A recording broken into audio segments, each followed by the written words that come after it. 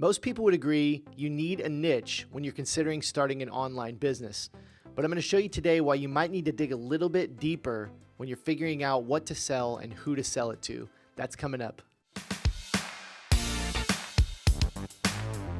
Welcome back to the channel. Hey, it's a new month, September 1st. Happy September to you. That means a new opportunity for us to restart and start taking those steps to get where we want to be by the end of this year. And speaking of starting, I want to talk to you today about one of the most important things to figure out when you're starting an online business, and that's how to choose a niche. So today I'm going to take you inside our recent Launch Your Brand Challenge, which is a 5-day challenge we did here at Shirt School, and show you a part of one of the lessons that we had from that challenge. And it's how to choose your niche, and it's why going deep inside of a niche is so important. So let's dive in. So number one, today, what we're going to learn how to do in starting your t-shirt business, your apparel business, the first thing that we need to do is choose our niche. Before we come up with a name, before we do anything else, we need to choose our niche, okay?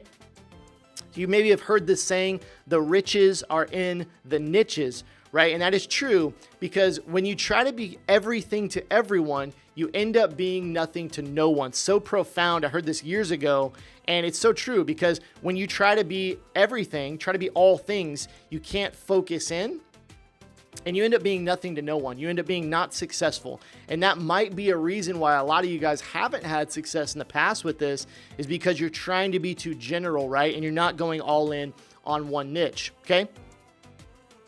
So I want to teach you right now about the 3 core markets. And sometimes we call these the 3 core desires because they're what every person anywhere, this is what they want. We all want wealth. We all want to be healthy, and we all want relationships. Our friends, our family, we want those relationships, right? These are the 3 core things that every person wants. And so when we're choosing a niche, we have to speak to those 3 desires, right? And out of those 3 desires comes these sub-markets, right? And there are things like parenting, client, customer relationship, dating, all these things, entrepreneurship, real estate, all this stuff kind of comes out of these.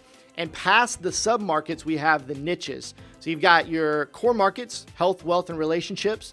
You've got sub-markets like entrepreneurship and all these things you see here, and there's more. And then below that, you have the niches, right? And what happens is when a sub-market becomes crowded, let's take entrepreneurship, for instance.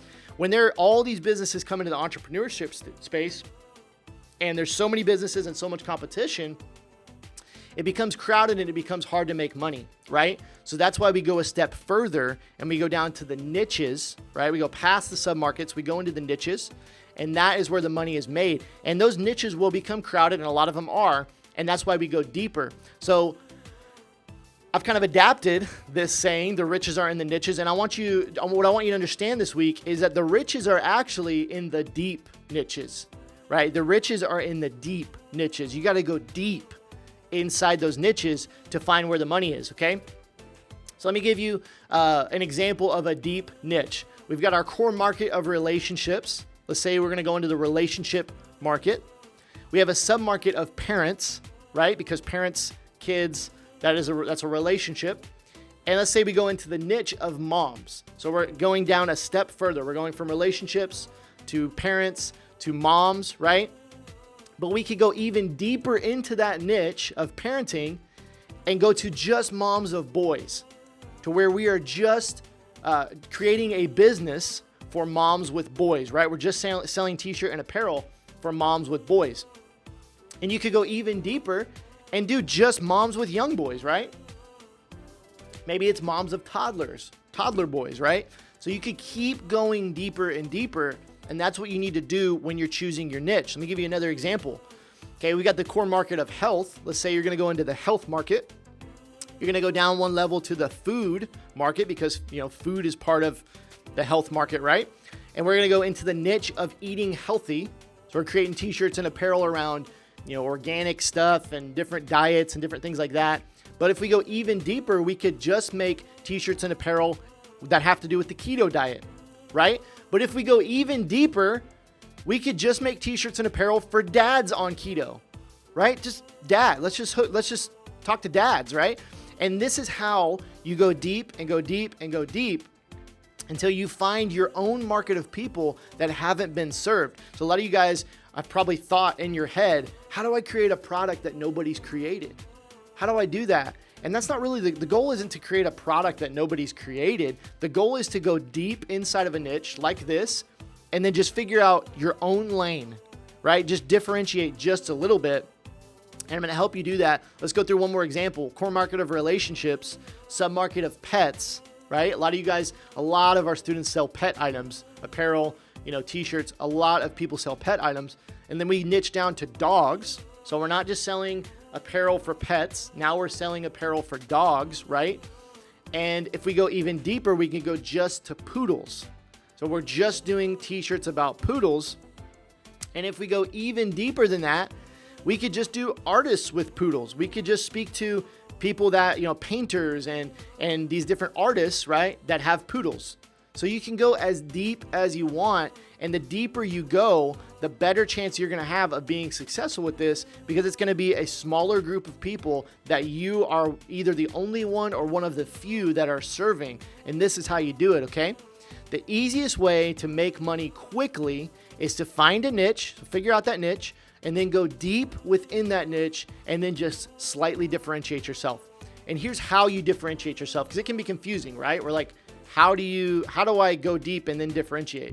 If you're enjoying this video and you're learning something today, I want you to hit that subscribe button and also hit the little bell icon. That'll make sure you get notified every week when we put out new videos every Tuesday.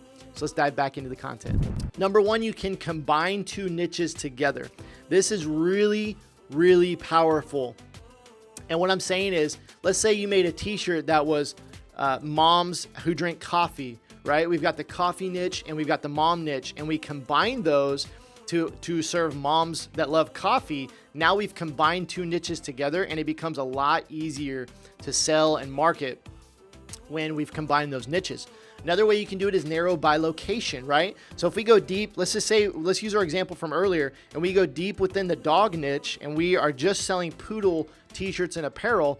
Well, we could just sell poodle and t-shirt apparel to people in Texas or people in the UK or people in New York, right? So we can narrow by location.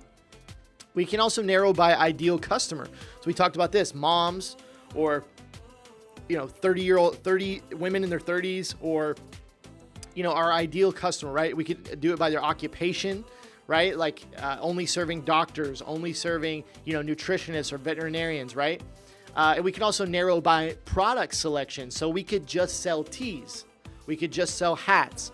We could just sell, socks, right? These are ways that you can differentiate yourself from the competitors in the market and actually go make that money easily, okay? So I want to take you back to 1986 real quick, because I want to show you a really cool example of how to differentiate yourself, okay? Does anybody know what this is? Let me pull back up the comments. Somebody tell me on Zoom, what are we looking at right here? Pull back up the comments and reactions on Facebook. What are we looking at? I've seen some people like it. Run DMC, right? Run DMC. Does anybody know who else is in? Yeah, Walk This Way. Walk This Way. There you go. We might be lagging a little bit on Facebook.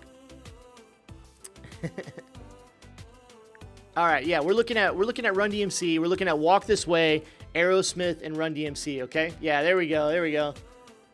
I'm seeing the comments on Facebook. Okay, let's keep going. Walk This Way, Run DMC, and Aerosmith, right?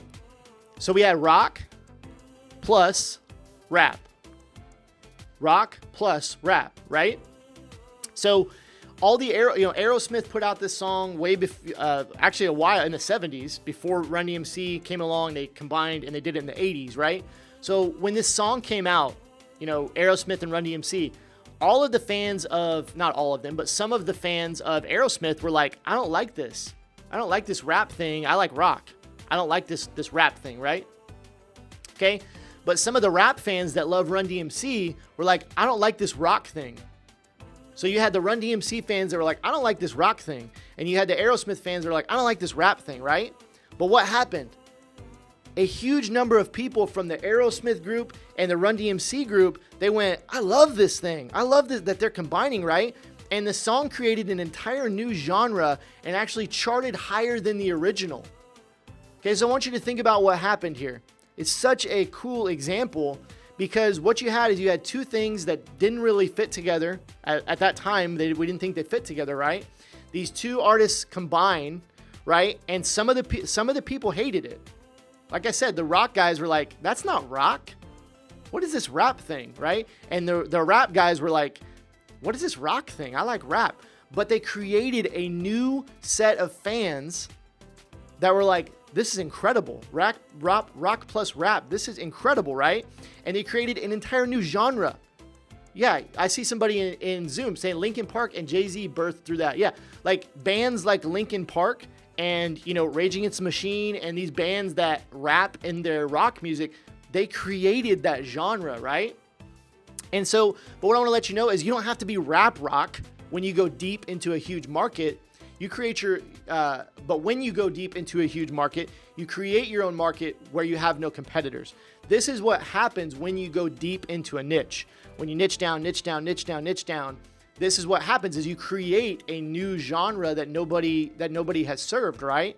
And even if people have served it, that's okay. You can go in and get that little piece of pie, right? But the worst thing that you could do is try to be all things to everyone, because that's not you're not going to have success that way, okay? Thank you so much for watching today. Hey, if you're interested in starting an online t-shirt or apparel business, I want to invite you to download our free Shirt School Roadmap by just going over to www.shirtschool.com/roadmap. And I'll put a link down in the description, but it's a free download and it's a free map of our entire Shirt School system. And it's going to show you each step you need to take so you know what to do next in your t-shirt or apparel business to have success. It's a really great resource and I want to give it to you completely free. All you need to do, jump over to shirtschool.com/roadmap. Again, thanks for watching. Make sure to like, comment, and subscribe, and we'll see you next week.